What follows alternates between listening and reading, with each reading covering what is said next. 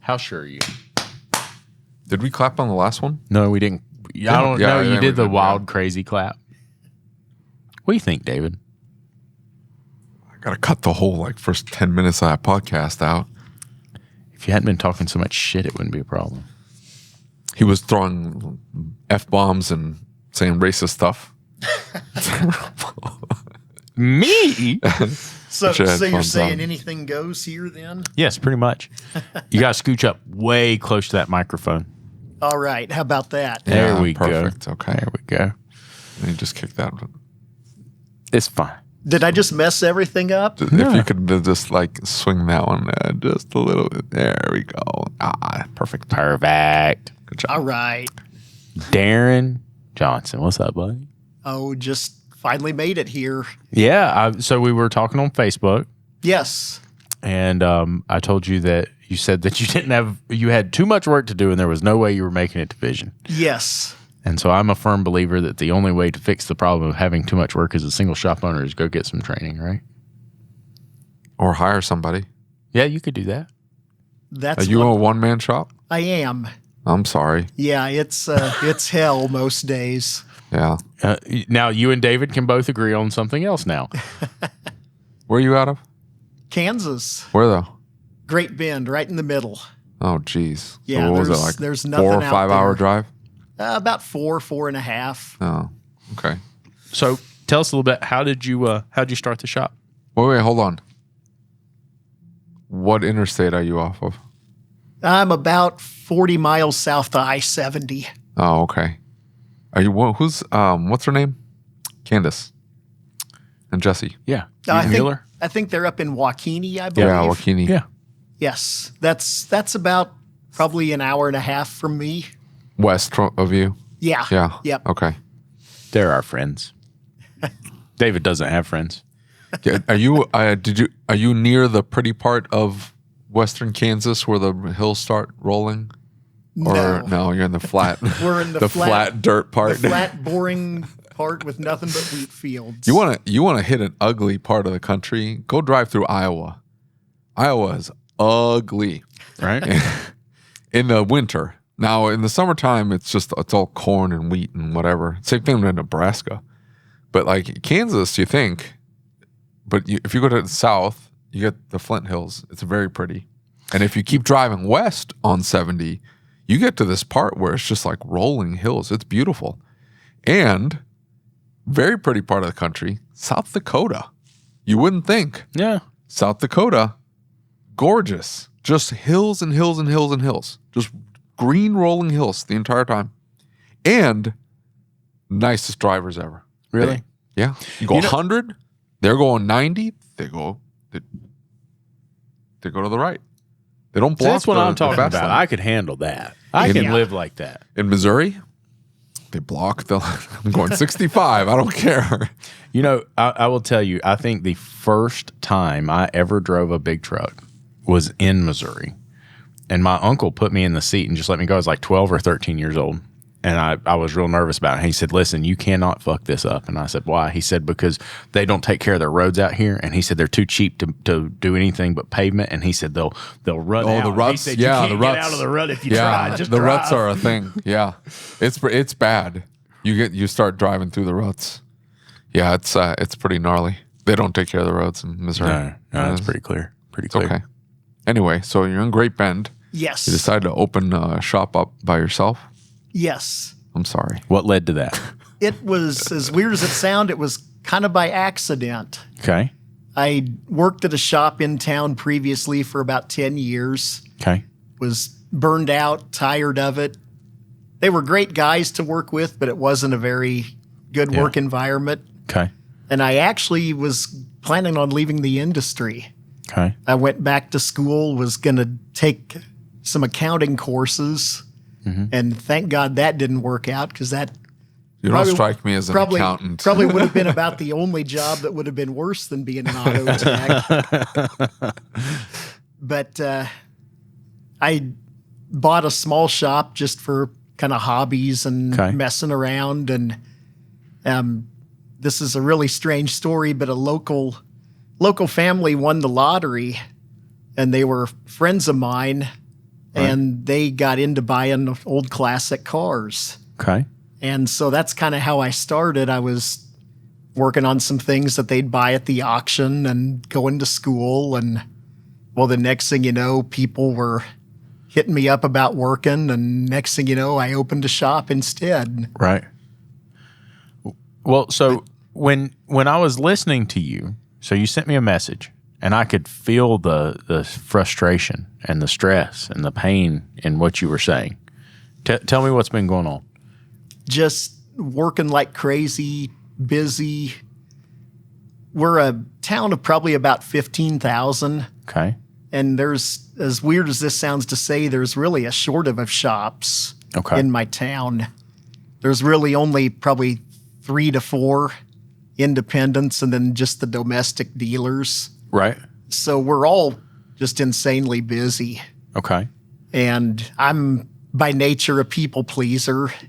Can't say no. And I just find myself working 7 days a week just trying to keep up with the demands of what everybody needs. But I mean, like, isn't it your responsibility to set the expectations to say, here's what you people can pleaser. Well, I can identify with that. You feel bad for everybody. Yeah. What's the family situation I have a looking hard like? time believing that you feel bad for too many people, though, I do. David. I do. I feel bad for too many people. Trust That's why me. you're such an ass. What? I'm going to ask to you. I'm going to ask to you. You ask Quan. The next time you see him, he's going to be here tomorrow night for the Shop-Ware shindig. You ask him. Supposedly he's going to be here. We'll see.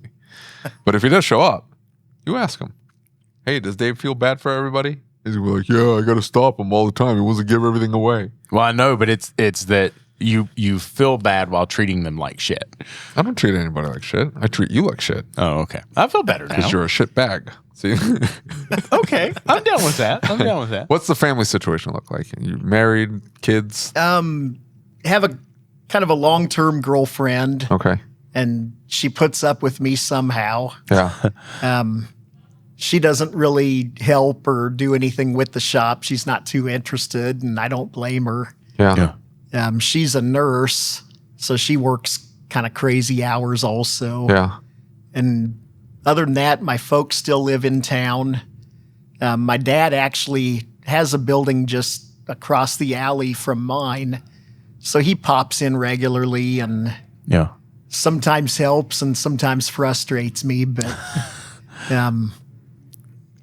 I know he tries his best to give me advice, and For sure. sometimes I'm not real good about taking it, but I will tell you this much as somebody that just lost their mom and my dad's up in years, you better cherish every second you get. yeah, for sure. Whether you take Lucas, the advice you or liked not. your parents. I'm just saying, some of us don't like our parents. Could give two craps. I'm just saying, I know you that's might cold. I'm just telling you. you might regret that one day. No. I will feel bad for my kids because they like their grandma.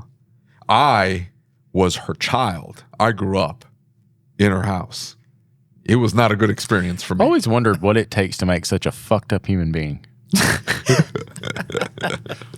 Fucked up parents. Well, That's I mean, what it like takes. between the like crazy ADHD and the bouncing from one thing to the next thing to the next thing to the next I thing. think that was environmental. I don't. My mom's a little bit, maybe, kind of, sort of, but I don't know anybody else in my family that's like, wired like I am.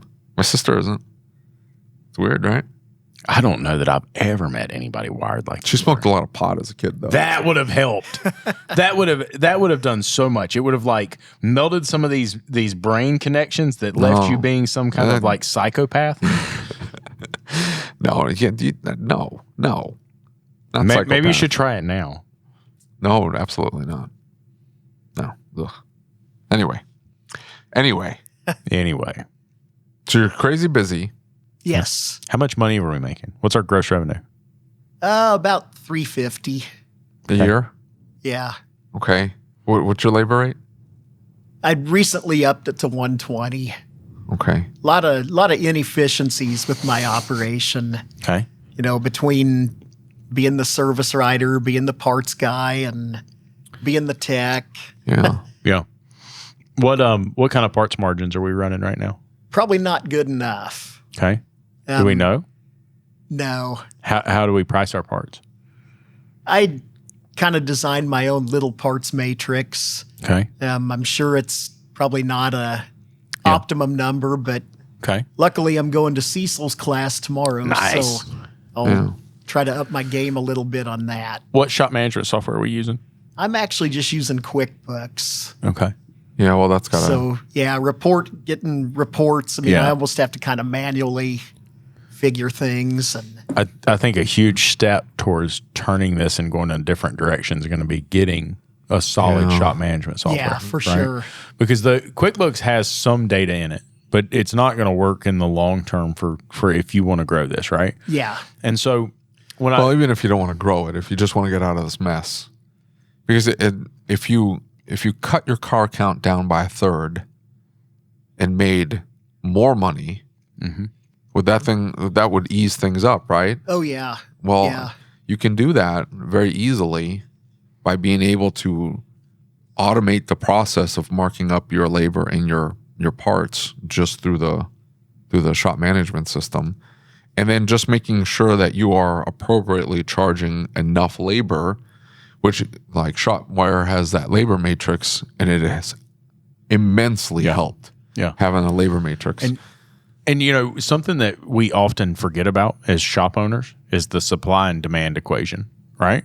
And so right now you have a ton of demand and very limited supply. Yes. Right? And so what So fire half your customers and make the same amount of money. That's all I'm saying. Yeah. Yeah. And I mean, I know that like as a people pleaser, that sounds painful. But right? you don't have to fire them directly. What you do is just you price them out of the way.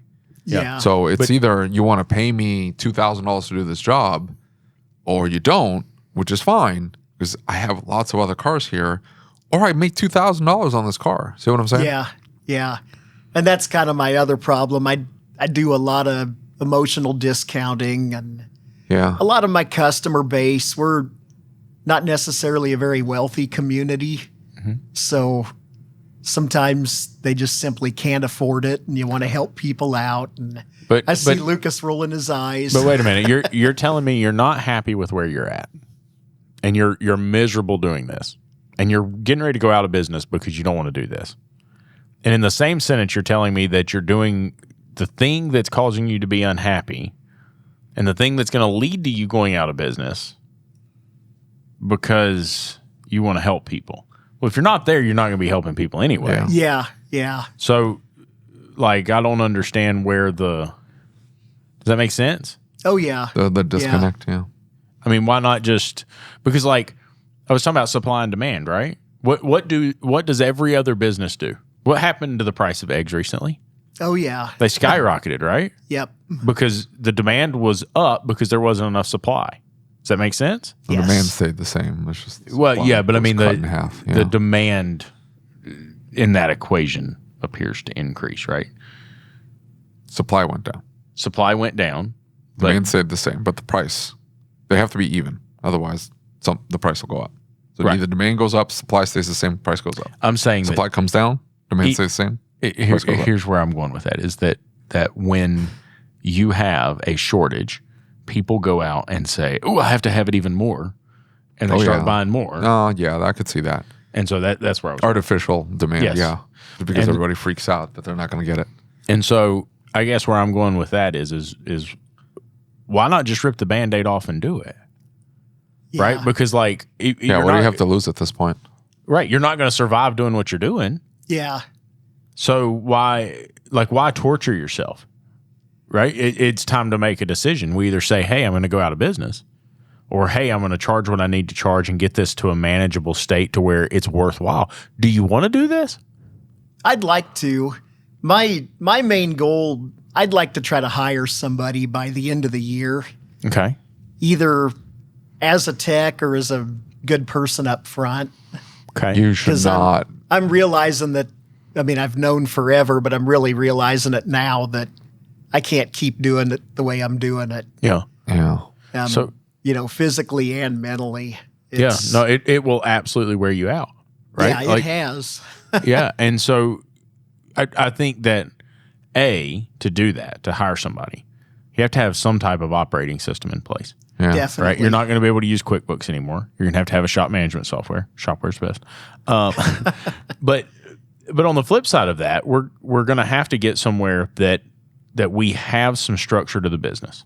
Here's how we do it. Here's the numbers we want to see. Yeah, processes in place. Right? Guardrails. And if we don't have that, then there's no point in hiring them. Now, when I went to hire my first service advisor, my coach was like, no. Like, you don't even know how to run the front counter yet. And so I think some training on the front counter would be very beneficial to you. And I think that's why you're here. Yes. Right?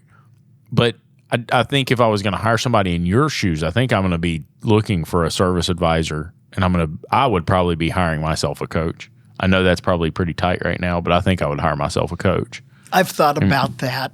You don't need to jump into the coach thing immediately. You're going to take some training here. Like the Institute has a bunch of online courses. They're very inexpensive. They're like $100 a pop.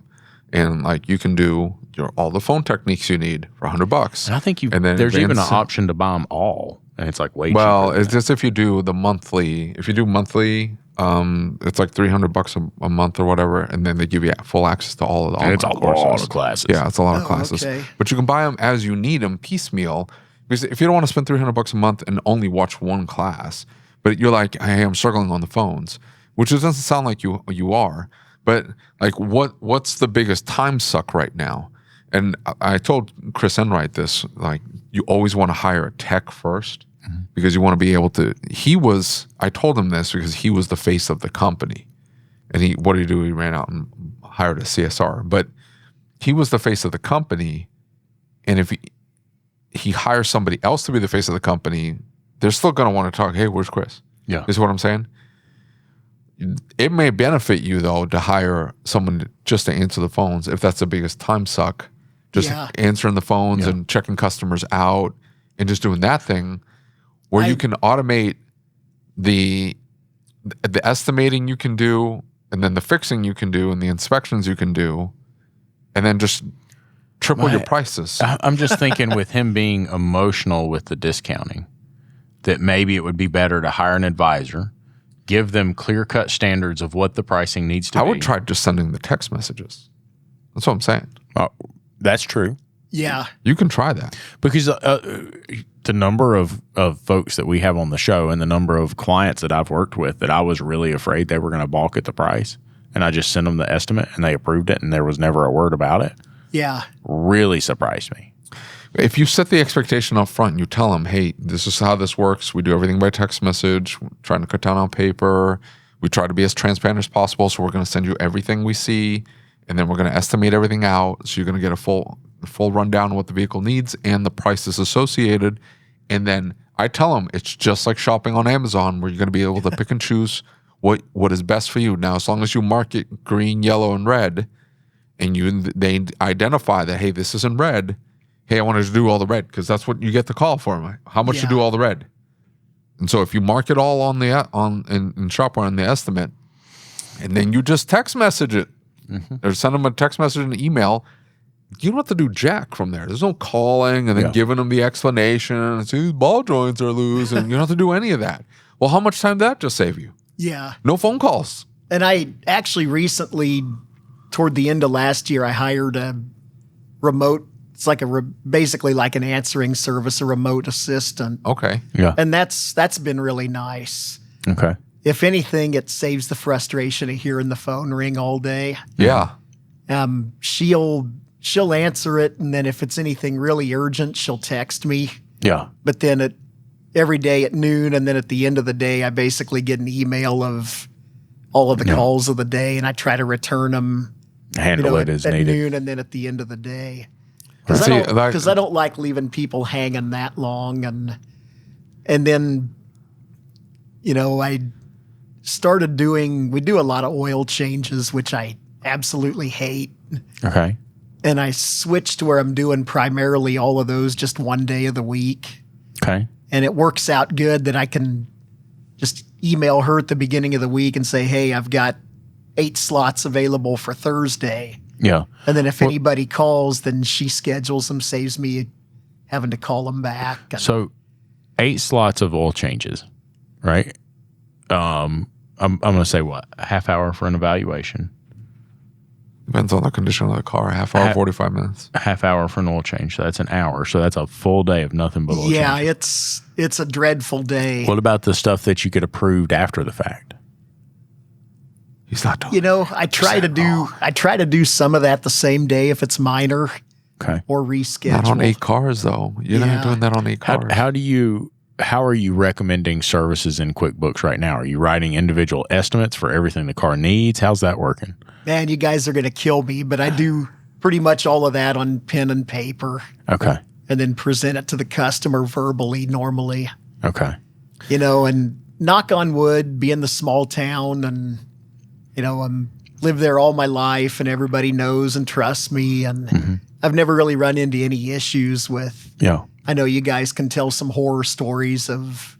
Yeah, for sure. Those are the benefits of being in a small town. I'm just telling you, like, if you bring in something like Shop-Ware, put the investment in. And actually use it. And use it to its full capabilities. It will blow your customers' minds. Yeah, that's another thing I would like to implement is starting to do actual real DVIs and And so rather than doing that way. 8 oil changes on Thursday, you do 2 a day in the morning and say all my oil changes are from 8 o'clock till 10. Yeah. I do 2 a day. And then that's it. And then you do your diag next. So any car that comes in with you got a check engine light, I got a rattle, and you do your diag next, build your estimates in the midday, send them all out, and then as the approvals start to come in, you're putting them back on the schedule. You're putting them back on the schedule, or you're rolling them right back in to get knocked out that day. So you're doing all of your actual R&R work in the afternoon. Yeah. That now your day's structured: oil changes, diag, R&R work, and then by the end of the day, you're done. You'll bill out 6 to 8 hours. Depending on how efficient you are, at least 4, because that last block of the day. And then if you do 2 oil changes, what's another hour? Maybe 5 hours in a day. Yeah. And you keep your ELR, jack up your rate. So you're at $145 an hour, but keep your ELR $110, $120 an hour. Yeah. For 5 hours. For those 5 hours plus the parts on top of it. Yeah. And I had the exact same conversation with the last guest saying like, hey, you're a boutique service, right? You're offering something that nobody else offers. You're the technician. You're the person they talk to. They know you. They like you. They trust you. And they will pay you more for what you're doing. Yeah. Right? But like if you're ever going to get freedom from this, like because that's the thing I hear you saying. Yeah, it's like this is overwhelming and I need some freedom. I need some room to breathe. And I go at this nonstop and I never, ever get to walk away from it. And if I do walk away, I feel terrible. And all I can think about is the shop. Yep. That's no life. No. Right? And so let me ask you this. What's the contingency plan if you get hurt? What happens? What's our insurance situation look like? Do we have disability? Do we have workers' comp? Like, what happens to you financially if that happens? All you need is workman's comp. He's the employee. Well, no, what I'm saying is that he doesn't need disability though. If he doesn't have disability, he needs key workers' employee comp. insurance. Yeah, is what I think is what it's called. It's key employee. But I'm saying if he doesn't have either, then he needs to have workers' comp on himself. Yeah. But maybe, really, about the only thing I've got in place is a pretty good size savings account. Okay. How much are we talking about? I ain't trying to get in your personal business. No. 100,000, 150, 200? Probably 300. Okay. Is that saving and sitting in savings? It's a little bit of everywhere. Okay. A little bit of savings, invested. Some pretty risk-free online brokerage investments. And then, Okay. Well, then not counting not all liquid is what I'm saying though, right? It could be pretty easily. Okay. Yeah, that's probably just in like a non-retirement account. Yeah. And then retirement accounts have got more than that. So I'm, the one good thing I can say about the shop, I mean, I've worked myself to death, but financially it's doing pretty good. Right. Okay. Luckily, because that would be that's probably a huge stress. Yeah, that's probably from low overhead. But though. The low overhead helps. And then the fact that I work so much and don't have time to spend the money. Yeah. Right. Yeah. So it's just sitting in an account. Yeah.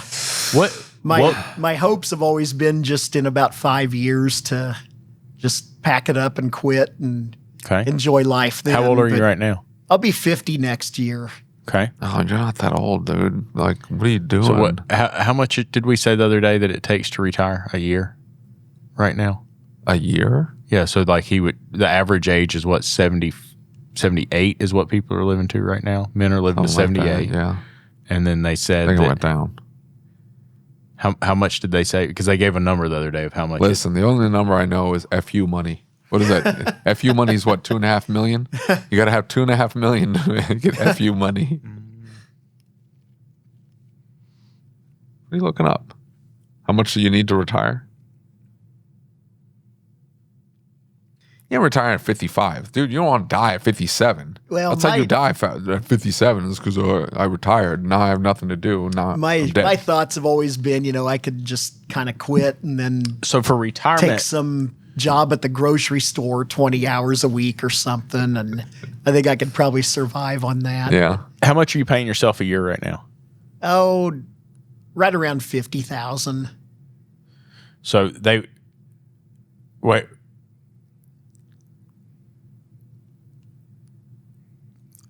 Hey, this is great.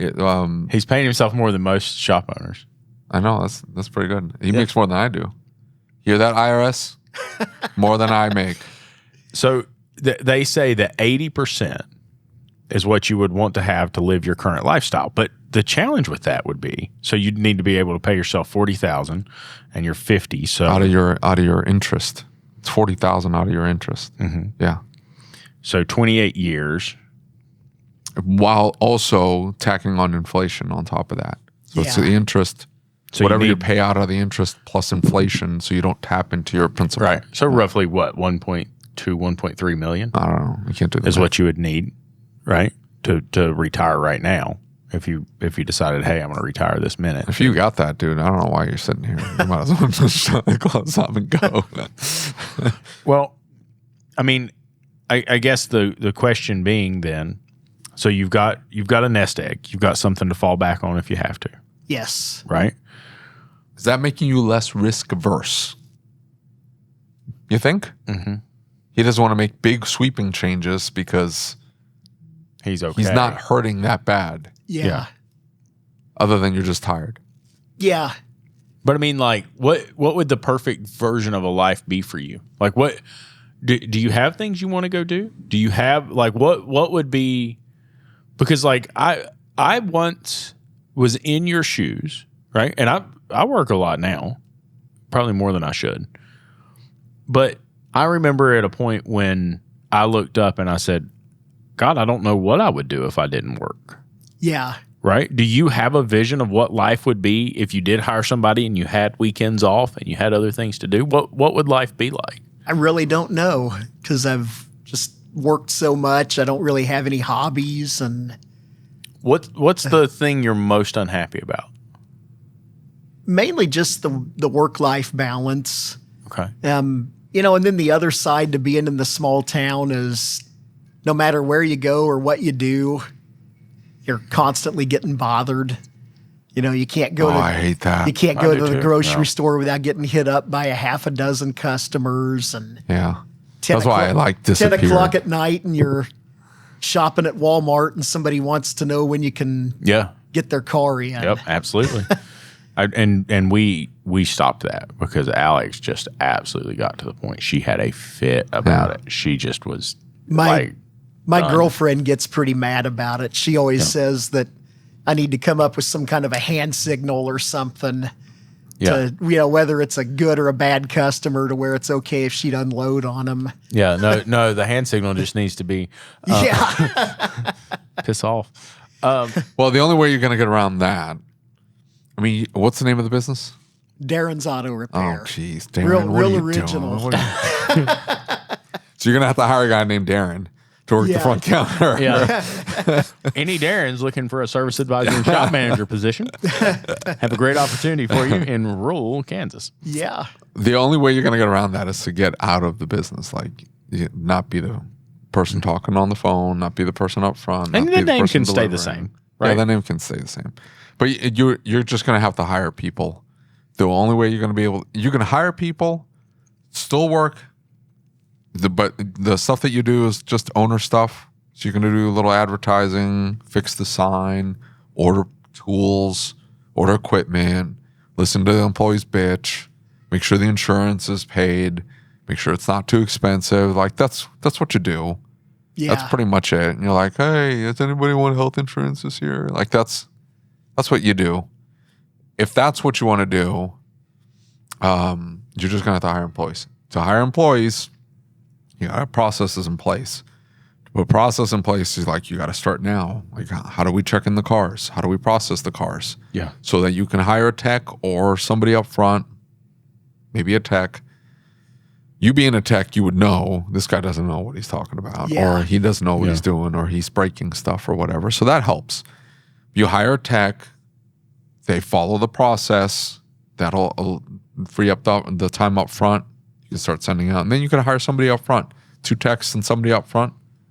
You make a good chunk of money, and not have to be there every minute.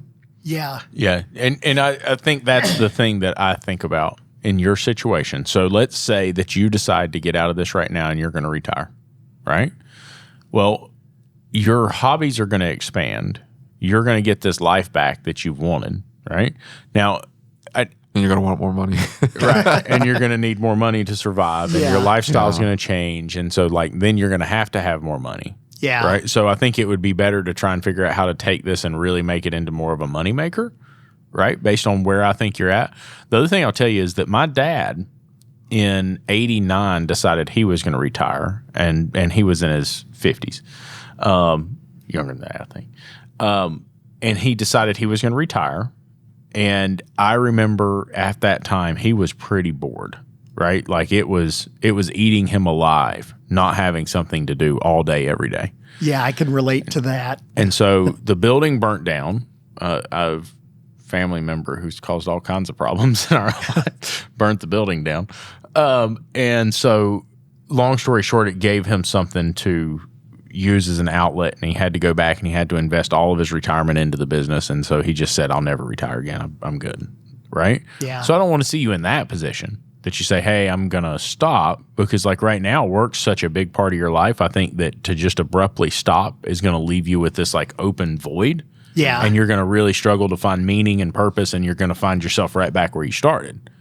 I think that shifting where you're at with the business and what the business does and what your role in is the business would get you to something that's a more sustainable lifestyle, is my personal opinion. Yeah. Right? I mean, I don't, this is the first time I've not heard David scream at somebody and tell them to shut their shop down. I've never told anybody to shut the shop down. And I down. don't really want to do that. Yeah. I mean, at the end of the day, as stressful as it is, I still enjoy it. Yeah.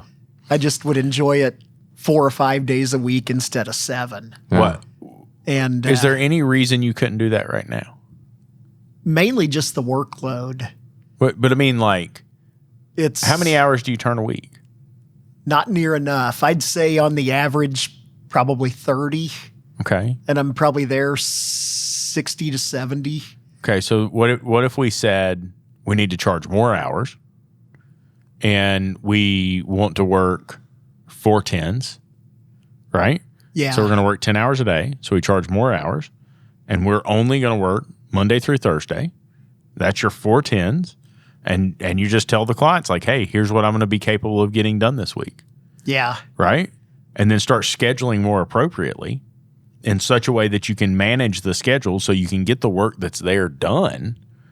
Right? Because Yep. if you're managing like, for instance, in my shop, what we do is we take the hours per RO and we divide it by our capacity. Right? So we say, hey, we've got 40 hours available, and we've got 4 techs, and they can each do 10 hours. Right? Well, so that means you have a full day worth of work. Does that make sense? Yep. And so we schedule based on our capacity. And so if I know that I can turn, maybe it's that I can turn 6 hours a day. Well, only because you're making money, right? It's not that you're not making money. Yeah. I can just say, hey, I'm only going to work 4 days a week, and I'm going to do this many jobs. Is there a reason you wouldn't do that? mainly it just comes back to the people pleasing thing. What? But I mean, would the people that you're trying to please have a problem if you wanted to have a balanced life and didn't want to work 7 days a week? I mean, like, would they? Don't you think they would accept that? Don't you think they would? I think so. Yeah, and the ones that wouldn't are the ones I need to get rid of. Yeah.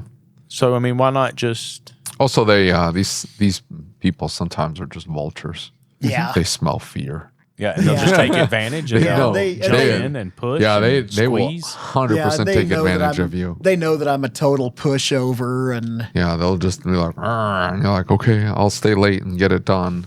And my shop is not really even on necessarily a main road. Yeah, I'm kind of a few blocks south of the main drag, so to speak.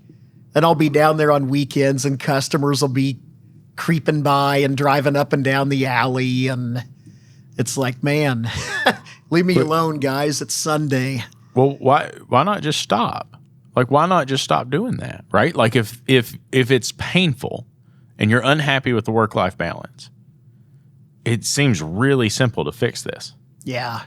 Right? Like, I get how scary big changes can be. Well, the biggest thing is he needs to put structure into his day. Like, he can't be doing 8 oil changes on one day. Yeah. Like, just structure the schedule. Oil changes first thing in the morning. Diag in mid-morning. Do your estimates. Do your R&R work. Just structure the day. Now, if you do 410s, fine. Do 410s. But the day starts at this hour. It ends at that hour. And stay efficient as long as you stay on task.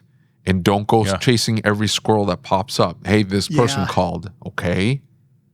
Now, the other thing, too, is if you do have a virtual assistant, which is genius, by the way, great. You need to know that, hey, if they have access to like Shop-Ware has a scheduler in there, just have them work the scheduler. Hey, this is how we schedule it out. Oil changes here, this block. Any diag work over it, slot it here. Don't slot anything else over here. I will fill this in here. So on our schedule, we don't schedule anything past 10. There's nothing on the schedule past 10. We pull all the cars in first thing in the morning. There's no, hey, I'm going to drop it off 1 o'clock. It's like, okay, you can drop it off 1 o'clock. We're not going to look at it till tomorrow. Yeah. You see what I'm saying? So there's structure to the schedule. So my guys are all doing R&R work all afternoon. Now, if we're slow or whatever, we run out of work and somebody drops off at 3 o'clock, we just do the inspection. But it's really set up for the next day. We're just getting ahead of the day the next day today. So set the structure like that so there's consistency in your day. You know exactly what you should be doing at what time, and slough off whatever you can to this virtual assistant as far as setting the schedule. Don't be calling customers back to put them on the schedule. That's insane. Don't do that. Yeah. If they have questions or whatever, that's where you want to have some kind of questionnaire, survey, whatever. Steal Jim Morton's. Do you have Jim Morton's? I think I've got it. I can send it to you. Oh, okay. Jim Morton's diagnostic questionnaire. Yep. And all it is like, when does it do it? How often? Are you going uphill, downhill? Do you make left-hand turns? It just knows what to ask to get as much information as possible. And you go, oh, okay. And then you tell the virtual assistant, they're going to ask you a price. Tell them, we're not going to charge you anything until you get your approval. There's a diagnostic charge. We'll get your okay before we charge you anything. Yeah. Do you understand? Okay, great. And that's it. You're just trying to cut out as many phone calls as possible. Yeah. You see what I'm saying? And as many steps as you can to make the process efficient. And so the time that you're there, you're not going back and forth. Yeah. Right? Rick White always talked about wearing your hats. Like, you wear different hats as a shop owner throughout the day. And so this time you wear this hat, this time you wear that hat, and this time you wear that hat, right? And so, like he's talking about the scheduler, like when we put stuff on the schedule, it's not – I know a lot of shops that would take a notepad and they would sit down, they would write this client's name and telephone number in this car and put it for this day, right? And they just go down this list and they put all this stuff, and this is when the client's coming in, or they'll take a paper calendar and they'll write it down. But they're not accounting for how much time each car is. Well, if your average repair order is 3 hours, then you schedule every car for 3 hours. Yeah. And then that way you fill your schedule out before it turns into this thing where you keep ending up with more and more and more stuff piling up on you. Yeah. Makes sense. It does make sense. Now, I can understand the people-pleasing thing, but I would also tell them, like, hey, you can drop it off today, but my next open slot is Thursday. Yeah. So it's Monday now. Are you okay dropping it off now? If I can squeeze it in, I will. Yeah. If you don't drop it off till Thursday, I'm not going to be able to squeeze you in. But if I can squeeze you in, I will. But if you drop it off today, I might be able to squeeze you in. But don't expect anything till Thursday. Do you understand? And don't call me before Thursday. Yeah. But just tell them, don't expect anything till Thursday. Do you understand? Yes. Okay, great. Then drop it off whenever. And that we tell that to the customers all. Now, you in a town being in high demand, it's probably going to be okay to be a week out. Now, I've got 85,000 shops around me. Yeah. Like, if I'm out a week, they ain't coming to me. They're just going to find some other shop. Yeah, I But need more people. I need more capacity at that point. Yeah. Yeah. With you being a week out, you can tell them, drop it off when you want, but I'm a week out right now, so you're waiting a week. Yeah. Okay. I'm usually actually 2 to 3 weeks out, and I know that's not a good thing. Yeah. Well, No, that's part of you only being able to turn so many hours. Yeah. But if you put some structure to your day where you're not doing an oil change at 2 o'clock in the afternoon, Yeah. unless it was part of a huge ticket, where they bought a water pump and an oil change and tires and then see what I'm saying? And then you happen to be, but you're not doing an oil change just to do an oil change at 2 o'clock in the afternoon. Yeah. As long as you structure your schedule properly, you should be able to start squeezing out a few more hours. And if you're doing the 410s, you should be able to do 9 to 10 hours a day, build hours, right? So you're at a higher efficiency, Yeah. but your build hour total is 9, 10, 11, 12 hours for that day. You should be able to start banging out some cars. And then the other component of it is, as soon as you put in that matrix, that labor matrix and that parts matrix that's already built into into Shop-Ware, the price is the price.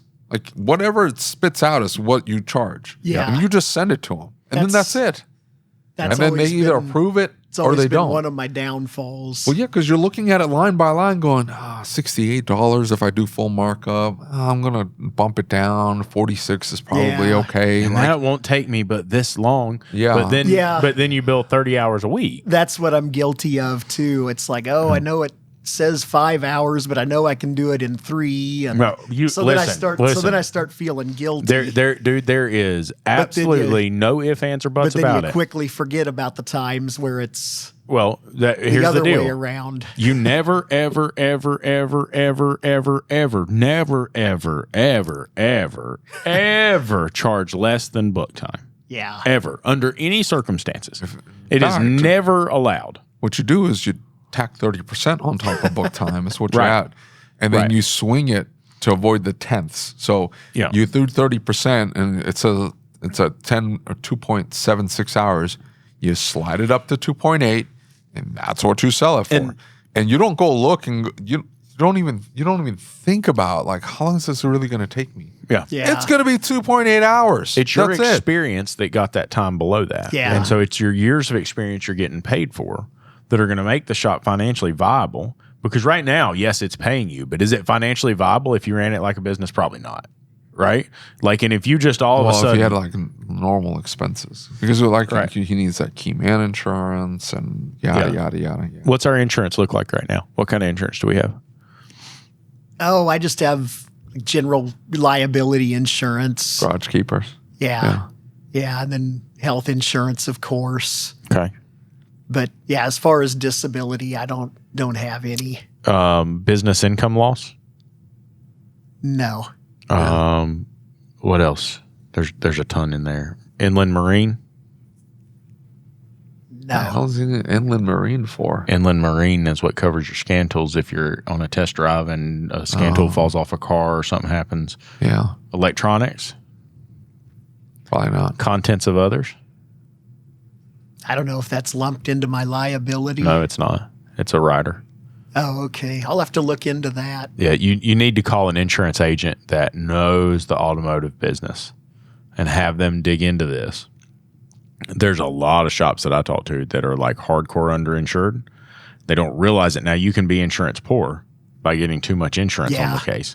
But the thing is if you don't have those key and core pieces of insurance, you might be opening yourself up to some liability that if something happened. Well, it's not like necessarily liability, like to loss. Yeah. You might all of a sudden be like, hey, my right. $10,000 scan tool just flew off this car. Yeah. Now I'm out $10,000. Yeah. And right now it's probably not that big of a deal, but then you go and you hire people. Yeah, as soon as you hire And it people, it becomes more Yeah. critical. Yeah. Right. And even like there's insurance coverage. David Corey was talking to me about it, and he said everybody needs discrimination insurance. And I said, well, he said it's really Hey, expensive. I added the social media thing that you, yeah. Well, because his point was like you could. We're not talking about you did something wrong. We're talking about you have to have money to defend yourself in court because somebody said you did something wrong. Yeah. Right? There's Yeah. a difference between those two things, and they can really siphon your. Less likely since November. I'm just saying. less of a chance now. Yeah, it might have decreased a touch. Just a touch. But I mean, I don't know. I mean, I see where you're at, and You're not in that bad a spot. No, I think you're in a it'd be good spot. So much worse if you were broke. Yeah, exactly. yeah, And you put I like the 410s. I think that's smart. But you do however you want if you really want to do 5 days a week Yeah, or whatever. I would just putting structure in your day immediately and an SMS will fix 90% of your yeah, problems. It yeah. really would. You'll feel a lot better really quickly. Yeah, and I really do want to try to have somebody hired.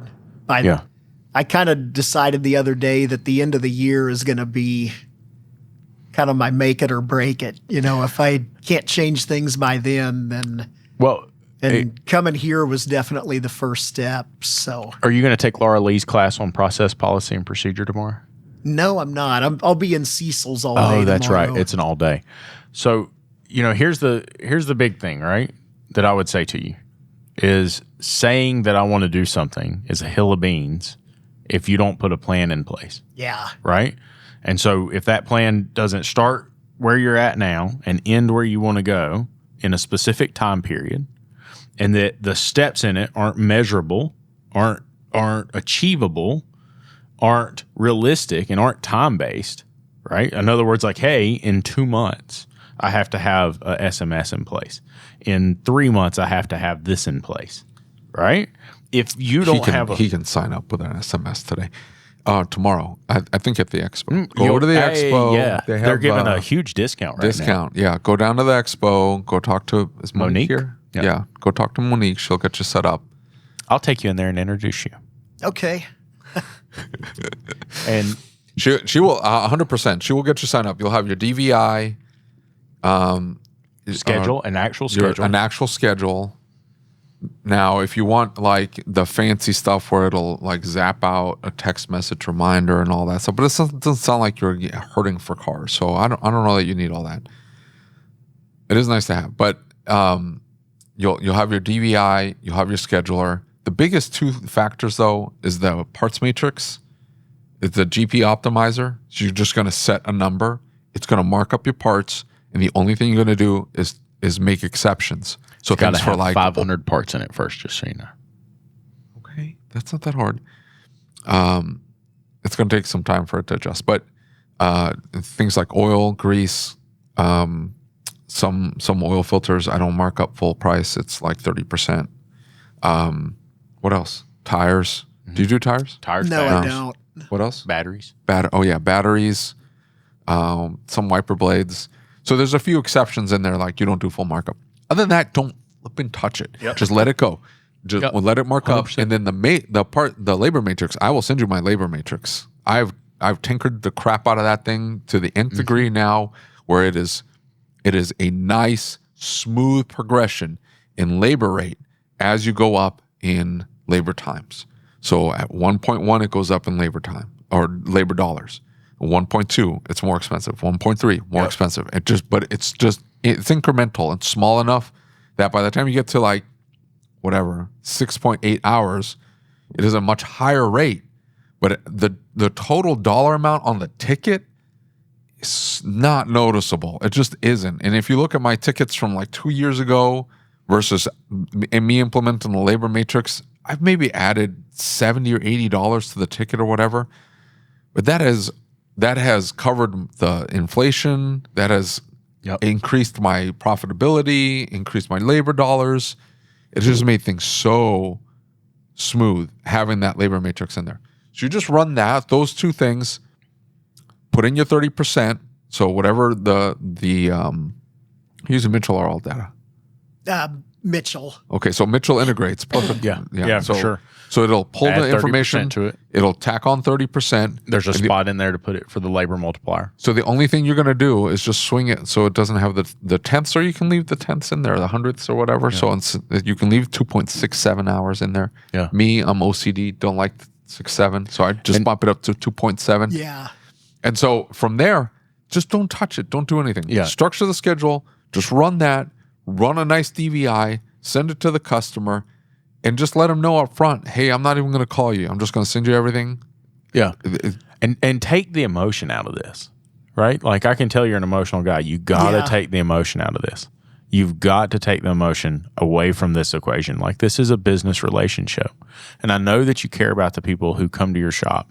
But let's be honest, if you had a stroke tomorrow, they're not going to come to the hospital and take care of you, right? That's not their job. That's not the nature of this relationship. And you care about those people, but show you care about those people by providing them a good quality product and be there for them and offer great service and great support.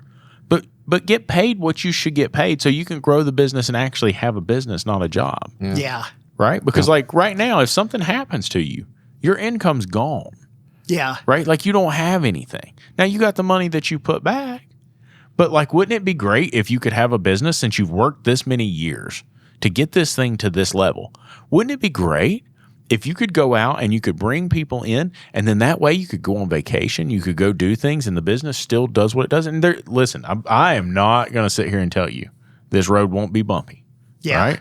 Because hiring employees is the worst thing in the whole wide world. Yeah. And learning how to manage employees and learning how to be a leader and learning how to become a business owner instead of a technician and a service advisor.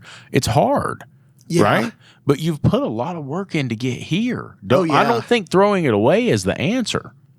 And so I think if you would take some time to build a system around what you're doing, like he's laid out, and like we've talked about this entire episode, and you put some stuff in place to where you can start taking a step to being a business owner, then if you get hurt, if something happens, you have a heart attack, you want to go on vacation, you're not worrying about being able to survive and not have any money. Yeah. Right? And Well, it's not even that. I mean, it's nice to go on vacation and then the business just does what it does. I mean, it's nice. It's not a bad thing. Yeah, but the It's enjoyable. Last time I was on vacation was, I think, 7 years ago. Yeah. Is that sustainable, you think? You think you could live the rest of your life like that? No. I take like 5 a year. Yeah. Podcast trips are not vacations. This is a business expense. I'm not talking about podcast trips. They are all business trips, business expenses, all of them. All of them. All of them. But I like to go to Branson. I'm sorry. I am the biggest Branson fan. I love Branson. I love the stupid shows. I like them all. Take you to all the Dollywood goofy or attractions. You were like so redneck without being redneck. Here's the thing. Here's the thing. Guy. I probably would be, but here's the thing. I like Branson because I can drive there in one day, be there, and then you stay in some whatever hotel or whatever. And it's all crappy food down there. It's all crappy food. Like, so you whatever. You can have whatever, like a big pile of waffles or whatever. It's all crap food. There's nothing fancy down there. There's no Double Eagle. There's nothing down there like that. It's all like, it's chicky nuggies and mac and cheese. We flew across it and ooey gooey butter cake. What's that? Flew across it going to Tulsa a while back. I was thinking, damn, there's David's dig right there. It's all ooey gooey butter cake. That's what they have down there.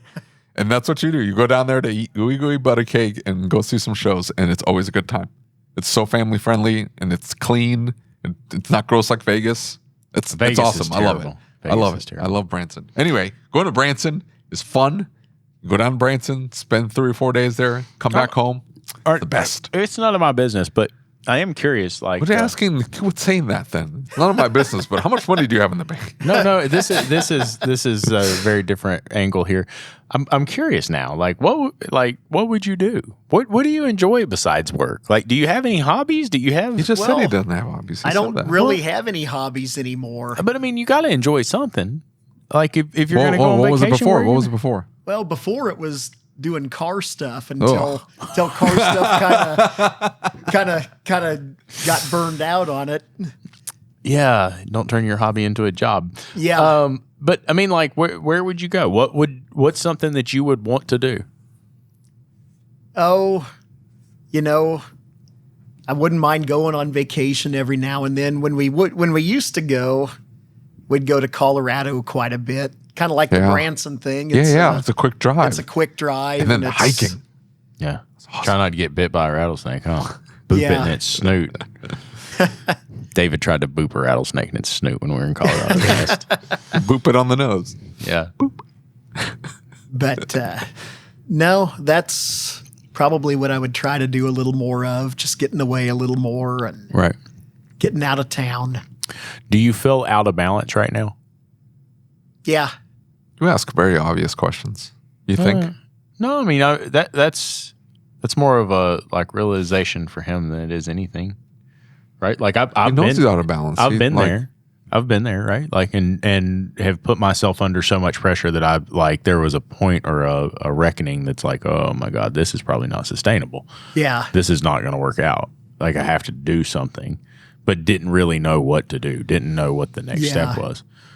Yeah. Like I say, this is the first break I've had in quite a while, and it took a lot to get here. It was a big step. In fact, for sure. I worked yesterday morning for a few hours because I had something I needed to get done, and I made it about an hour, and I pulled over at a gas station, and I'm like, man, do I want to keep going, or do I want to turn around and go back home and go to work? That's a pretty dangerous scenario to be in. Right, like when you literally cannot, like just pull walk away. That's pretty dangerous. That's getting into more of a obsessive mental health issue than just an issue with the business. Right, that's a dangerous place to be. Right? Yeah, and I can honestly say the last few years I definitely have had some mental health issues. Yeah, I started taking some medication, and I don't know if that's really helped much, but they seldom do. We've worked with a lot of shop owners who have really been through the ringer, right? And they've really struggled with mental health, and we've lost some shop owners because of mental health, right? Yeah. And we don't ever want to see anybody go through that. And we're supposed to be big tough guys. We're not supposed to talk about it. But I mean, I've been through therapy, right? Yeah. And like I think it's important to find somebody to talk to. And try and get some of that out and not hold on to it. Yeah. Because like if you don't deal with it, it just continues to build and it gets bigger and bigger and bigger and it becomes you take it and you shove it into a little ball and you push it I tried that. way down. Yeah, that's how you end up ill and bitter and hateful and disgusting like you. But I mean, I think in all seriousness, I mean, good on you for recognizing there was a little bit of a problem and you need to do something. Yeah. But B, I think it's time to recognize that, hey, there's a little bit of an unhealthy relationship with this shop. And it's time to take some steps because, like, you're more than the shop, right? Yeah. Like, you're a human being. The shop does not define you. The shop's not who you are. The shop is not your entire value as a human being. There's people that care about you and you're important to them. Yeah. And so, like, your well-being is very important.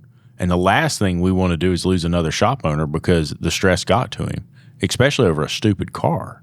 Yeah. Right? Like, because they're machines. Cars. They don't matter. Right? Yep. So I would love to come back to Vision next year and you be down here on your own account and not because I yelled at you and told you you had to come to Vision. And I would love to see you get some time to talk with Cecil and get to talk with some of them and share where you're at. Yeah. Like have a chance to be honest and open because I think a lot of shop owners, we feel like we're on an island. We feel like we're alone and nobody's going through what we're going through, but we're all in the same boat. Yeah. Like we all experience it every day. And that's kind of where I'm at. I just don't really have anybody to turn to. Yeah. I don't have anybody really locally to talk to that's too supportive. And Yeah. I've got a few friends in the industry, but they're all burned out, angry mechanics too. And Right. when we get together and talk, it starts becoming more of a bitch session than, Yeah. If you than do, anything constructive. So that's part of why I reached out to you. And Well, I'm glad I've you reached did. out to Jeff and have talked to him a few times. And Yeah. Jeff, Compton. you called the guy who called himself the jaded mechanic. Actually, let's be real. I was the one who called him jaded, so it's kind of my fault. You embraced it though. He's I don't he's embrace all the ran horrible things you say about me. because they're true. You don't have to embrace the truth. You would benefit from coaching. The only thing that I warn you is that the only way they benefit you is if you actually initiate the changes that they Yeah. recommend. For sure. So if they tell you like, hey, you need to be at 151.88 on your You just labor do rate, it. and you just Yeah. do it, and there's an immediate change in the business. Right. If you're like, oh well, you see, and you start throwing excuses up, you're just wasting your money. Yeah, and it's a it's chunk. gonna be really, really tough if you're unwilling to let go of that fear, right? Because it's scary, Oh, right? yeah. Because the fear is that I'm going to tank the business. People are going to talk about me. People aren't going to like this. People aren't going to this. People aren't going to that. It doesn't matter, right? Like, because where we're at right now, you're not going to be in business in 5 years if you keep it up the way you're going. No. Right now, you really don't have a business. You have a job. So if we can make your life better, and they still have somebody they know, like, and trust to be able to work with, who cares? Yeah. Right? Like, because as bad as it sounds, the clients don't really care about you. I'm not saying they don't care about you, right? Like, I'm sure they'd be sad if something happened to you. I'm sure they would, express concern They'd if your just go health to is Yeah. find another mechanic. but they're just going to go find another shop, Yeah. right? Yeah. And so, like, you can't express more care for them than you express for yourself. And as shop owners, we're really bad for doing that, right? As business owners, we do that. Yeah. You know what the moment for me that it clicked? So I'm 3 years into the business, and I'm working I'm there all day. I get there 6:30 in the morning. I'm there till 9, 10 o'clock at night, and I don't know what I'm doing. I'm just spinning my wheels. It was my son's first birthday, and this lady comes in, and she's just desperate to have this alternator replaced. Desperate. She's like, I need this car, and she's got kids, and they were just in dire straits, and I gotta go to the hospital, and I felt bad for them, and so I stayed. I stayed late, got that alternator installed. They paid me, I think it was $400, so it didn't charge nearly enough. It's clapped out Oldsmobile Alero. It's great. I still remember it. I still remember the lady. Yeah, I got a bunch of those just like that. And I stayed, it was 8:30, 9 o'clock. And my wife's like, you coming home? It's your son's first birthday. I didn't go home. I got home, but my son was already asleep. I didn't get to sing happy birthday to him. I didn't get to do any of those things on his first birthday. Yeah. You only get one. Oh, yeah. I'll never get that back. Why? This lady's piece of shit Oldsmobile Alero, that car could have sat there till tomorrow. I could have waited. She wouldn't. Do you think she came back? You think she was the most loyal customer ever and sent me all this business? Fuck no. She could give two shits. She got out of there, bitched about the price, by the way, that I was too much money, and never saw her again. Missed my son's first birthday. Over And I'm nothing. Over a damn nothing. car. Fucking car. Yeah. And I'm like, I'm not doing this again. I'm done. This is a bullshit. Car's gonna sit here and wait. Screw Yeah. that noise. When I'm done, I'm done. I'm out. And that's what we do now. The car doesn't get finished. You just call the customer. I have a shop manager. He calls the customer. And you tell him, hey, car getting done. Sorry. We put them in loaners. If they really get that upset, it's okay, I'll pay for your rental. If they get that upset that they really need the car this minute or whatever, we try to accommodate them as best we can, but still at the same time, there's a little bit of a, deal with your own problems. Yeah, I'm sorry your car 100%. broke down. We'll get it fixed. Your lack of planning is not my There's emergency. 1,000 other cars that need to be fixed. and- Yeah. yeah, I'm sorry. But deal with your own shit. We're going to go home. And that's it.